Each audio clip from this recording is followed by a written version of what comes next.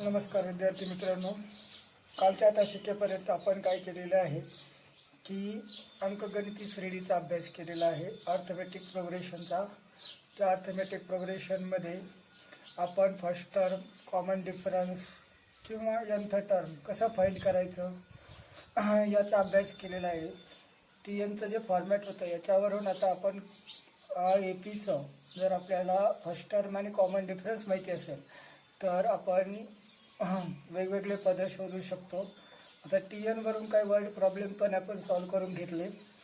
आता याच्या पुढचा भाग शिकायचा आहे आपल्याला आजच्या तासिकेमध्ये. तर आपल्याला शिकायचं आहे की जर एखादी ए पी दिली आपल्याला अर्थमॅटिक प्रोग्रेशन, तर त्या अर्थमॅटिक प्रोग्रेशनची ॲडिशन जर करायची ठरली काही विशिष्ट टर्मची, तर ते ॲडिशन आपल्याला कशा प्रकारे करता येईल किंवा त्यासाठी काय फॉर्मॅट लागेल, तर याचा अभ्यास आजच्या तासिकेमध्ये आपल्याला करायचा आहे. याच्यासाठी आपल्याला 2 फॉर्मॅट मिळणार आहेत. त्या 2 फॉर्मॅटचा आपण अगोदर अभ्यास करू आणि त्याच्यावरून आपल्याला लक्षात येईल की कुठलं फॉर्मॅट कुठल्या एक्झाम्पलसाठी सुटेबल आहे. तर आजचा आपला पॉईंट आहे sum of first n term of AP. Sum of म्हणजे आपल्याला करायचे आहे addition nth term of AP. एपीच्या nth टर्मची ॲडिशन करायची आहे आणि ती ॲडिशन किती येते ती आपल्याला पाहिजे आहे. तर याच्यावरून आपल्याला लक्षात येईल की आपल्याला आता ॲडिशन कुठल्या प्रकारे करता येते किंवा ॲडिशनची कुठले फॉर्मॅट आपल्याला वापरता येतील. तर ॲडिशनसाठी आपल्याला SCNचं फॉर्मॅट आहे. SCN याचा अर्थ घ्यायचा आहे सम ऑफ नंबर्स किंवा sum of nth term equal to n/2 in bracket T1 plus Tn. म्हणजे आता या फॉर्मॅटचा वापर करायचा म्हटलं तर आपल्याला कुठले टर्म माहिती पाहिजेत. SN म्हणजे टोटल किती टर्मची आपल्याला ॲडिशन करायची आहे. त्या टोटल टर्मला आपल्याला 2 ने डिव्हाइड करायचं आहे. आणि T1 मीन्स फर्स्ट टर्म आपल्याला माहिती पाहिजे आणि Tn मीन्स त्या एपीचं nth टर्म म्हणजेच त्याची लास्ट टर्म असेल जिथपर्यंत आपल्याला ॲडिशन करायची आहे. तर लास्ट टर्म एक आपल्याला माहिती असणं गरजेचं आहे. हे आपल्याला पहिलं फॉर्मॅट आहे. याच्यावरून जर आपल्याला ॲडिशन करायचं असेल तर आपल्याला त्या एपीमध्ये किती टर्म आहेत हे माहिती असणं गरजेचं आहे. तसंच फर्स्ट टर्म आणि लास्ट टर्म म्हणजेच nth टर्म माहिती असणं गरजेचं आहे. आता आपल्याला याच्यामध्ये थोडंसं मॉडिफाय करता येईल आणि मॉडिफाय करून आपल्याला सेकंड जे काही फॉर्मॅट आहे ते फॉर्मॅट तयार करता येईल. ते कसं तयार करता येईल पहा. आता हे जे काही TN आहे ते TNचं फॉर्मॅट आपल्याला माहिती आहे. SCN equal to n/2 in bracket T1 means A plus, आता TNचं फॉर्मॅट आहे A प्लस n-1D. याच्यामध्ये हे लाईक टर्म मिळत आहेत आपल्याला. SN equal to n/2 A plus A 2A plus in bracket n-1D. हे फॉर्मॅट न्यू फॉर्मॅट तयार झालेलं आहे आणि हे एक फॉर्मॅट आहे. त्या 2 फॉर्मॅटचा वापर करायचा आहे. त्याचे काही सेकंड फॉर्मॅट आपण तयार केलेला आहे. या सेकंड फॉर्मॅटमध्ये आपल्याला काय काय माहिती असणं गरजेचं आहे.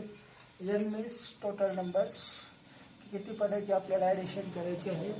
A मीन्स फर्स्ट टर्म आणि D मीन्स कॉमन डिफरन्स. जर आपल्याला कॉमन डिफरन्स फर्स्ट टर्म आणि ॲडिशनचे टर्म माहिती असतील की 10 टर्मची ॲडिशन करायची किंवा 11 टर्मची ॲडिशन करायची आहे, तर याच्यावरून आपल्याला काय करता येईल की ॲडिशन करता येते. ॲडिशनसाठी जे काही 2 फॉर्मॅट आहेत हे 2 फॉर्मॅट आपण नोट करायचे आहेत. ज्या वेळेस आपल्याला एपीमधील AD आणि हाऊ मेनी टर्म्स किती पदाची बेरीज करायची हे माहिती आहे, त्यावेळेस तुम्हाला SNचं हे फॉर्मॅट वापरता येईल. आणि हे कधी वापरायचं ज्यावेळेस तुम्हाला टोटल टर्म्स माहिती आहेत, फर्स्ट टर्म आणि लास्ट टर्म्स एक आपल्याला माहिती असेल तर ते फॉर्मॅट वापरायचं. आता हे कुठले फॉर्मॅट कधी वापरायचे याचा आपण आता एक्झाम्पल्स घेतल्यानंतर आपल्या लक्षात येईल की कशा प्रकारे त्याची आपल्याला वापर करता येतो. पाहता आपण वेगवेगळ्या प्रकारचे एक्झाम्पल्स या ठिकाणी घेऊया.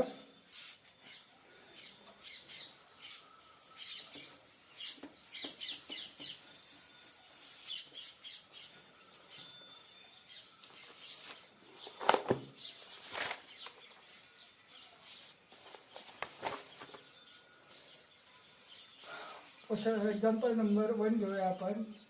फाइंड द सम ऑफ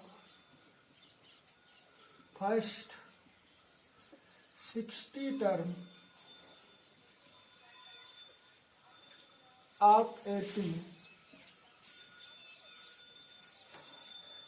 7, 11, 15, 19 अगोदर आपण क्वेश्चन व्यवस्थित समजून घेऊया, म्हणजे आपल्याला कळेल की कुठलं फॉर्मॅट नेमकं एसेचं वापरता येईल याच्यासाठी.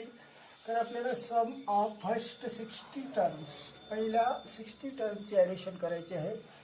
तर एक सिक्वेन्स आहे आपल्याकडे 7, 11, 15 आणि 19. आता सिक्वेन्सवरून आपल्याला कुठल्या किमती नोट करता येतात ते पाहणं अगोदर गरजेचं आहे. तर पहा, आपल्याला एक नोट करता येईल, ए म्हणजे फर्स्ट टर्म, आणि सिक्वेन्स माहिती असल्यामुळे आपल्याला डी एक नोट करता येईल, आणि टोटल टर्म पण माहिती आहे की किती टर्मची ॲडिशन करायची आहे आपल्याला 60 टर्मची. तर पहा, आता आपण किमती नोट करूया. ए इक्वल टू 7 होईल, डी इक्वल टू 11 मायनस 7 4 होईल, आणि एन मीन्स किती टर्मची ॲडिशन करायची आहे आपल्याला 60 टर्मची ॲडिशन करायची आहे. आता आपल्याला या किमतीवरून असं लक्षात येते की एसएचचं जे काय आपण सेकंड फॉर्मॅट तयार केलं ते सेकंड फॉर्मॅट आपल्याला वापरून sum of the 60 terms find करता येईल. तर सेकंड फॉर्मॅट होतं आपल्याकडे S n equal to n by 2 in bracket 2a plus n minus 1d. या फॉर्मॅटचा आता आपण यूज करूया. यस यांच्याऐवजी किंमत येईल आपली 60. इथं आपण 60/2 इंटू एची व्हॅल्यू आहे आपल्याकडे 7 प्लस परत n minus 1 means 60 - 1 into D means 4. या किमती आपण नोट केलेल्या आहेत, एची, एनची आणि डीची. आता हे सॉल्व करून घेऊया. 60/2चं जर डिवायडेशन केलं तर 30 येत आहे. 2 इंटू 7 14 प्लस 60 - 1 59 इंटू 4. आता ब्रॅकेटमध्ये अगोदर आपल्याला मल्टिप्लिकेशन करावं लागेल रूल्सनुसार. 30 in bracket 14 plus 4 9चा 36, 3 remain, 4 5चा 20 and 3 23. आता हे ॲडिशन करून घेऊया. 30 इंटू 1 to 15. आता या दोन्हीचं मल्टिप्लिकेशन करताना हे जे 2 0 आहेत ते लास्टला नोट करू, आणि 25 इंटू 3 75. ही किती पदाची बेरीज मिळाली आपल्याला 60 टर्मची ॲडिशन मिळालेली आहे. अशा पद्धतीने आपल्याला एस एनचे फॉर्मॅट काय करीत चालायचं आहे की वापर करीत चालायचं आहे की कुठल्या पद्धतीने आपल्याला कुठलं फॉर्मॅट सुटेबल होईल आणि त्याच्यावरून कशा पद्धतीने एक्झाम्पल सॉल्व करता येतील. तर हे एक्झाम्पल असं आता तुम्हाला समजलं असेल. आता याच्यानंतर आपण काही डिफरंट टाईपचे आणखी एक्झाम्पल्स घेणार आहोत, जेणेकरून हा भाग तुम्हाला सोप्या पद्धतीने होईल. आता याच्यानंतर आपण दुसरं एक्झाम्पल सॉल्व करूया. एक्झाम्पल घेऊया. Example number 2. Find sum of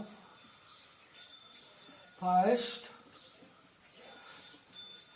29 term of AP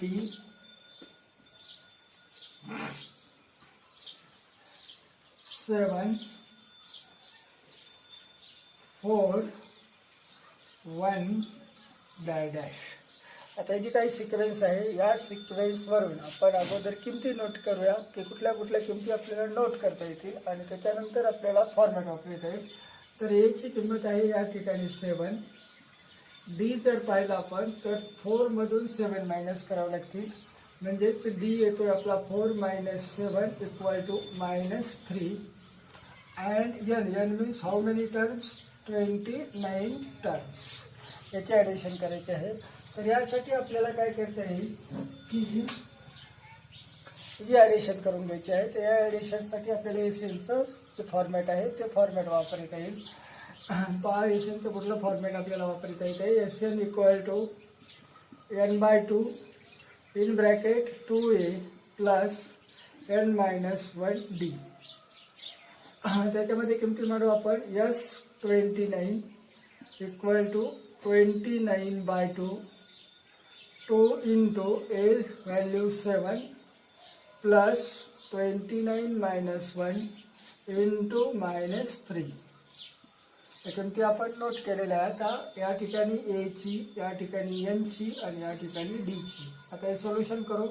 29/2 हा काय डिवायडेशन कम्प्लिटली होत नाही, मग हे असंच ठेवायचं, पॉईंटमध्ये डिवायडेशन करायचं नाही आपल्याला. 2 into 7 14 plus 29 minus 1 28 into minus 3. आता आपल्याला अगोदर मल्टिप्लिकेशन करून घ्यावं लागेल. 29/2 in bracket 14 plus into minus minus 28 into 3. 3 8s are 24, 2 remain, 3 to the 6 and 2 80. 29/2 into 14 minus 84 equal to minus 70. आता 2 ने या minus 70 ला डिवायडेशन होईल. ज्यावेळेस इकडे डिवायडेशन होत नाही त्यावेळेस या ठिकाणी कम्प्लिटली डिवायडेशन होणारच. तर डिवायडेशन करू आपण. तर ते -35. आता आपल्याला काय करायचं आहे, 29 into -35 त्याचं मल्टिप्लिकेशन करायचं आहे. आणि मल्टिप्लिकेशन केल्यानंतर आपल्या लक्षात येईल की किती टोटल ॲडिशन आपली तयार होते ते. तर पहा आता आपण इथं मल्टिप्लिकेशन या ठिकाणी रफ वर्किंगमध्ये करू. 29 into 35 5 ने मल्टिप्लाय करून घेऊ. 5 9s 45, 4 remain, 5 to the 10 and 4 14, 3 9s 27, 2 remain, 3 to the 6 and 2 80, 5 7 plus 4 11 and 10 1015, परंतु मायनस साईन असल्यामुळे -1015 या ठिकाणी ॲडिशन आपल्याला मिळते. अशा पद्धतीने आपल्याला आणखी काही एक्झाम्पल सॉल्व करायचे आहेत. आता हे क्वेश्चनचं फॉर्मॅट आपण थोडंसं चेंज करून घेऊयात की त्या पद्धतीचं जर आले तर कशा पद्धतीने सोडता येईल. आता सेकंड एक्झाम्पल एक नोट करू आपण.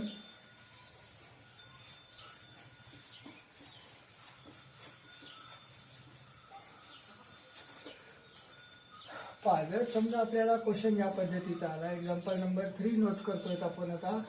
A equal to 5, B equal to 2, find S 25. आता क्वेश्चन सेम आहे, फक्त लिहिण्याचं क्वेश्चनचं फॉर्मॅट बदललेलं आहे. म्हणजे काय की अशा पद्धतीचे जर एक्झाम्पल्स आले तरी आपल्याला कळलं पाहिजे की आपण कुठलं फॉर्मॅट वापरायचं आहे आणि एक्झाम्पल्स कशा पद्धतीचं आहे. आता या पद्धतीमध्ये काय आहे, सिक्वेन्स दिलेली नाही आहे, डायरेक्ट आपल्याला किमती नोट केलेल्या आहे.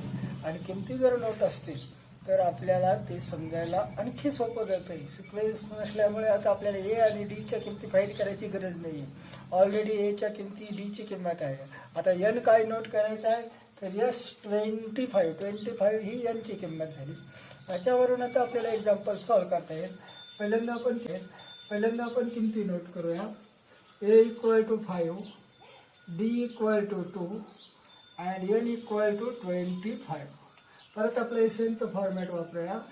SN equal to n/2 in bracket 2a plus n-1d. आता याच्यामध्ये आपण एक एक किमती नोट करू आणि पाहू की या पद्धतीने आपल्याला एक्झाम्पल्स कशा पद्धतीने सॉल्व करता येईल. आता या पद्धतीचे 1-2 एक्झाम्पल्स आपले झालेले असल्यामुळे तुमच्या आता हे सूत्र लक्षात आलेलं आहे, फॉर्मॅट कशा पद्धतीने वापरायचं. एकदा का किमती नोट झाल्या ए डी आणि एनच्या, तर हे फॉर्मॅट वापरणे एकदम इझी आहे. आता आपण याचे सोल्युशन कशा पद्धतीने निघतं ते पाहू. यस 25/2 2 इंटू एची किंमत आहे आपल्याकडे 5 प्लस परत एनची किंमत नोट करू 25 - 1 इंटू डीची किंमत आहे आपल्याकडे 2. आता हे सोल्युशन करू. 25/2 जशाल तसे ठेवता येतील. 2 इंटू 5 10 प्लस 25 - 1 24 इंटू 2. आता आपण हे मल्टिप्लिकेशन अगोदर करून घ्यायचे.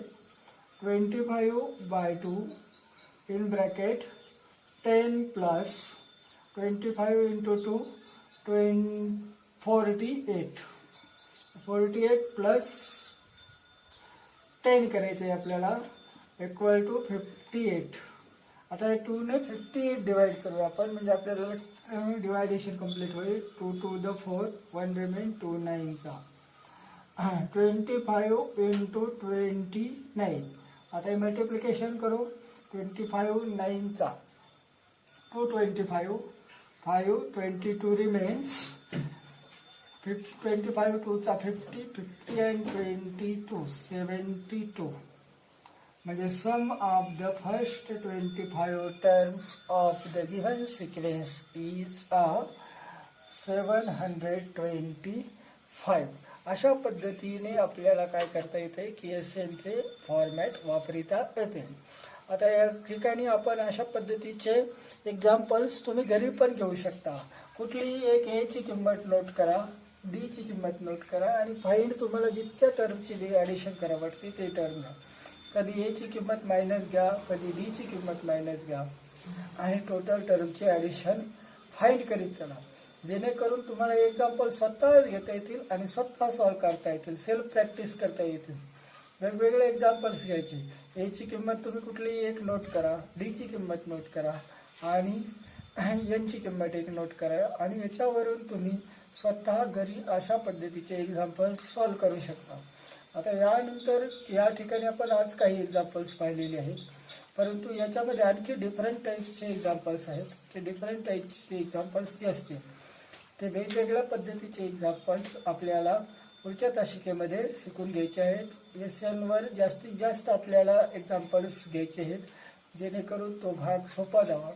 कारण एसएन आणि टीएन याचा एकत्रित वापर जर तुम्हाला करता आला तर तुम्हाला याच्यावरले जे काही वर्ड प्रॉब्लेम आहेत त्याच्यातले वर्ड प्रॉब्लेम तुम्हाला इझिली सॉल्व्ह करता येतील की कुठल्या वर्ड प्रॉब्लेममध्ये आपल्याला टीएनचं फॉर्मॅट वापरता येईल आणि कुठल्या वर्ड प्रॉब्लेममध्ये एसएनचं फॉर्मॅट वापरता येईल.